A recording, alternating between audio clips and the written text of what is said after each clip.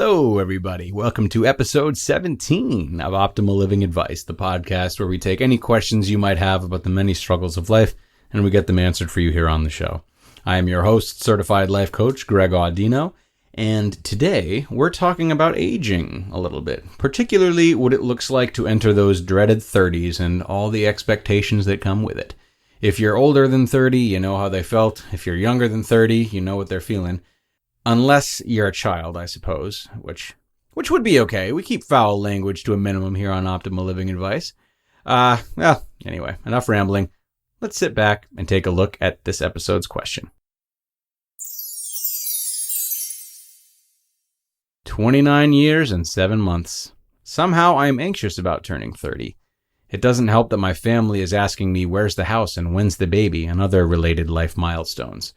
I keep looking back instead of looking forward. Any non-cliche advice for the next decade? Somehow you're anxious. Well, it sounds to me like you have every right to be anxious if this talk of babies and houses are the only things you're associating the next decade with. I'm going to get to that in a bit, though. Babies and houses are common themes and or instructions or roadmaps or whatever you want to call them when entering your 30s. Let's go over some of the other common cliche things you might hear about, just for laughs. So, you got babies, you got houses. These aren't bad things, they're just weighted, heavy things. You also are probably hearing a lot about financial saving and starting that now. You're probably hearing about the gradual decline of your health and why you should start taking care of yourself now. You're probably hearing about making the right relationships and avoiding people who aren't good for you.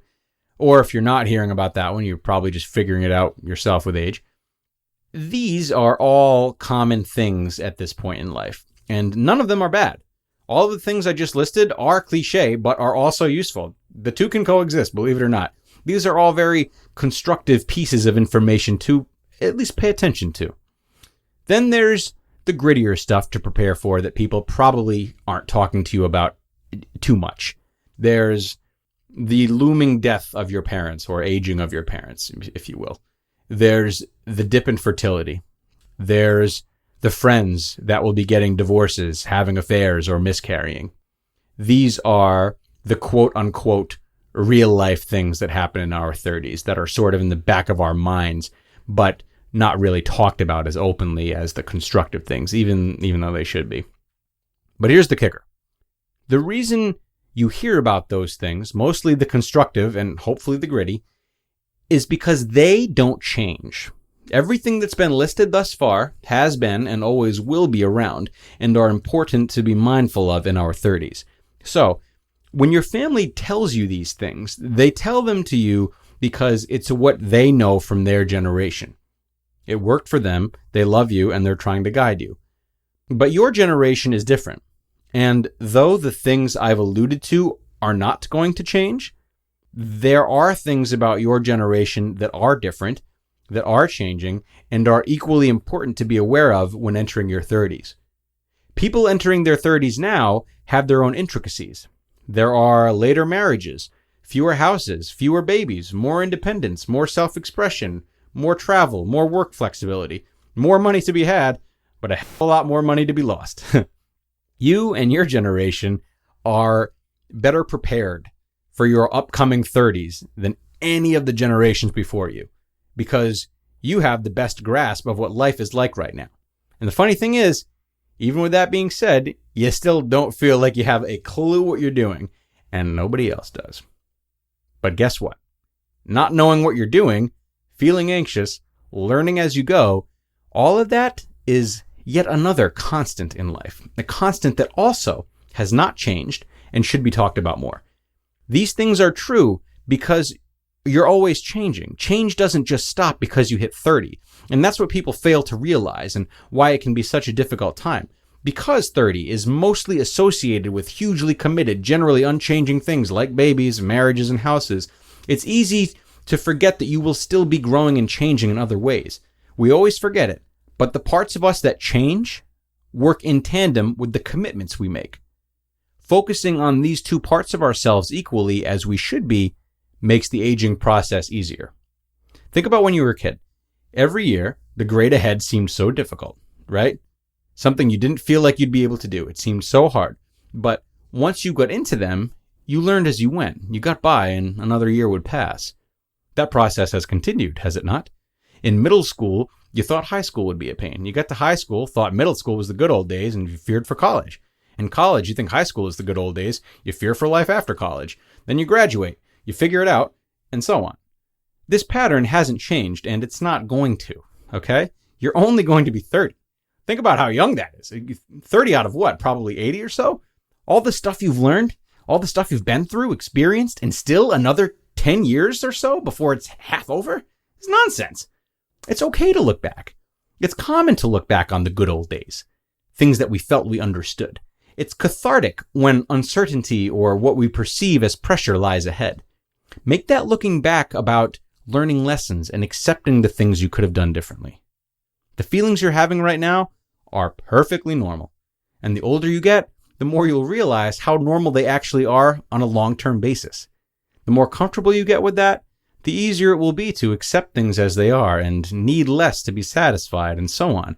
Because that's what aging and maturity are really based on. It's detaching from the exterior and identifying separately from that which you have on the outside. All the exterior milestones, they happen for some people, not all. They happen at different times. They're right for some and wrong for others. There are plenty of people older than you that don't have houses or children. Everyone's story is unique. And as you enter your 30s, or at any age really, you have the opportunity to call the shots on just what unique story your life is going to have. So use this podcast as an opportunity to do just that. Really decide what you want in your life based on who you are and the time you're living in. And maybe that's cliche, maybe it's not, but making the changes you need to make for yourself and your own growth is not something that's going to change, whether you're 30, 40, 70, or 80, all right? I'll tell you that for free. Now, before we go, I do want to leave you with this one final thought. I'm going to go back a little bit, and God knows I'm all over the place in this episode as it is. This idea of looking back, a lot of the times when we do that, especially when blended with uncertainty for the future, it's easy to feel as though we are not our own age. All right? Like, for example, you might feel as though you're still 20 rather than 29 in 7 months.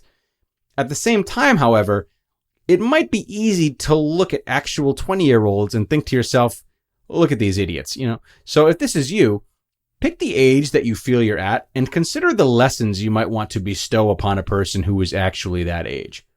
This might feel a little bit like what your family is doing to you, asking about the house and the kids and all that, but try to model your life after what you'd tell these kids. Step outside yourself and, honor where you're at and what you care about and what phase you're in, but also look at the priorities that you know will not be priorities in the future. Shake some sense into these kids. This is a way of sort of reharvesting, if that's a word, reharvesting the values that you've come to know and want to live by. It's a way of looking at how your current lifestyle might be mismatched with the lifestyle you'd like to be living. It's a way of becoming more purposeful in your life, providing yourself with a more stable and confident base in the midst of life's changes, because changes are coming. They always will be.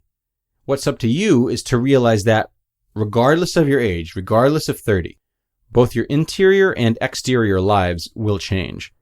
The best chance you have at navigating these changes is to accept them when they come, and in the meantime, be a version of yourself that's easy to accept right now.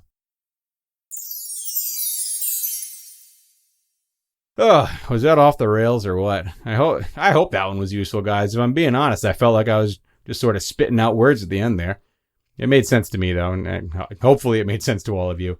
The bottom line, I suppose, is that all things are in transition, forever and always. So turning 30 isn't as much about learning how to be in your 30s as it is just learning to be forever in transition, even with things that are in your life for many, many years, like babies or houses. Stopping there, though, okay? Stopping there. No more tangents. Guys, if you have a question you'd like answered on the show, you know what to do. Email it to advice@oldpodcast.com. Again, that is advice@oldpodcast.com. We'd be happy to hear from you and happy to help you. So please keep them coming. That does it for this one, though, my friends. Looking forward to talking to you in the next one. All right? Until then.